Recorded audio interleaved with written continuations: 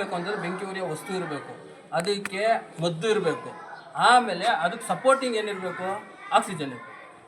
ಆ ಮೂರು ವಸ್ತುಗಳು ಒಂದಕ್ಕೊಂದು ಕರೆಕ್ಟಾಗಿ ಚೈನ್ ಲಿಂಕ್ ಇದ್ದರೆ ಮಾತ್ರ ಬೆಂಕಿ ಹತ್ಕೊಡುತ್ತೆ. ಆ ಒಂದು ಚೈನ್ ಲಿಂಕ್ನ ಬ್ರೇಕ್ ಮಾಡಿದ್ರೆ ಬೆಂಕಿ ಆಟೋಮೆಟಿಕ್ಕಾಗಿ ಆರೋಗುತ್ತೆ.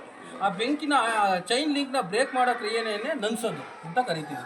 ಈಗ ನೋಡಿ, ಇದು basic type of portable fire extinguisher ಅಂತ ಕರಿತೀವಿ. ಇದು ಬೇಸಿಕ್ ಟೈಪ್, ಸ್ಟಾರ್ಟಿಂಗ್ ಟೈಪ್. ಇದು ಬೇಸಿಕ್ ಟೈಪ್ ಅಂದರೆ ನೋಡಿ, ಇಲ್ಲಿ ಎ ಬಿ ಸಿ ಅಂತ ಇದೆ. ಎ ಅಂದ್ರೆ ಏನೋ ಗೊತ್ತಾಯ್ತಾ, ಬಿ ಅಂದ್ರೆ ಏನೋ ಗೊತ್ತಾಯ್ತಾ, ಸಿ ಅಂದ್ರೆ ಏನೋ ಗೊತ್ತಾಯ್ತಾ ಯಾರಿಗಾದ್ರು?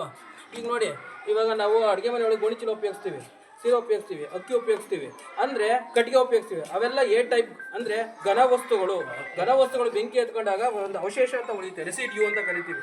ಆ ಒಂದು ಇದನ್ನು ಮೊಬೈಲ್ ನೋಡಿ ಅಲ್ಲೇ ಇರಬೇಕು, ಅದನ್ನು ಅವಶೇಷ ಅಂತ ಕರಿತೀವಿ. ಅದನ್ನು ಎ ಫೈರ್ಸ್ ಅಂತ ಡಿವೈಡ್ ಮಾಡ್ತೀವಿ. ಬಿ ಫೈರ್ಸ್ ಅಂತ ಬಂದಾಗ ಪೆಟ್ರೋಲು, ಕೆರೋಸಿನ್ನು, ಅದೆಲ್ಲ ಬಿ ಫೈರ್ಸ್ ಅಂತ ಡಿವೈಡ್ ಮಾಡ್ತೀವಿ.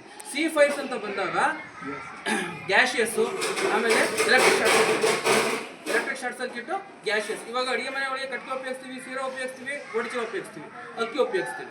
ನೆಕ್ಸ್ಟು ಇವಾಗ ಯಾರು ಉಪಯೋಗಿಸಲ್ಲ ಕೆರೋಸಿನ್, ಮೊದಲು ಕೆರೋಸಿನ್ ಉಪಯೋಗಿಸೋದು, ಇವಾಗ ಯಾರು ಕೆರೋಸಿನ್ ಉಪಯೋಗಿಸಲ್ಲ ಒಂದು. ಆಮೇಲೆ ಇನ್ನು ಎಲೆಕ್ಟ್ರಿಕ್ ಶಾರ್ಟ್ ಸರ್ಕ್ಯೂಟ್ ಅಂದರೆ ಎಲೆಕ್ಟ್ರಿಕ್ ಇದ್ದೇ ಇರುತ್ತೆ.